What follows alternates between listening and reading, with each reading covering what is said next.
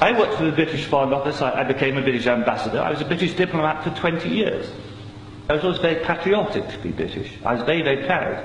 I remember when I first became a British ambassador and first went out in my own flag car with the Union Jack flying on the front as the ambassador, you know, I had a lump in my throat. It was a proud moment for me.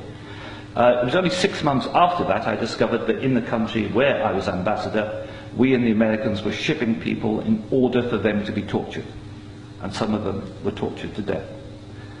Now, as you may imagine, my worldview changed. It was at the same time, about a month later, we invaded Iraq against the will of the Security Council.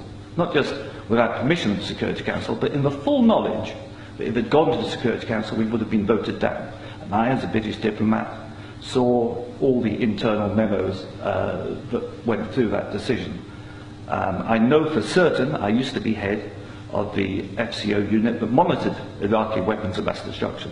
And I know for certain, I can tell you, that they knew there weren't any.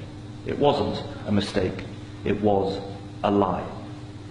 I think it is impossible to be proud of the United Kingdom. I think when we invaded Iraq, we did to the United Nations what Hitler and Mussolini did to the League of Nations. And I think what we've done since, where the truth is often much hidden in the bombing. If you look at Libya, disaster now, we bombed it. We killed 15,000 people when NATO bombed Sirte, something they never told you on the BBC. And did we make it better? No. I saw in Uzbekistan, I saw the gas contract signed by Enron and a company called Unocal, which George Bush Sr. was on the board, to dig out gas pipelines from Uzbekistan and Kazakhstan over Afghanistan down to the Indian Ocean. That was actually what the Afghan war was about. They'd actually had talks with the Taliban and Unocal to see if the Taliban would provide pipeline security. The person who held those talks was the consultant for Unocal, who's a certain Mr. Karzai, who, after being employed by George Bush Sr. as a consultant, went on to become president of Afghanistan. That was their plan B. The Taliban wouldn't do it, so they invaded. It usually, I've seen it on the inside, it's almost always about control of resources.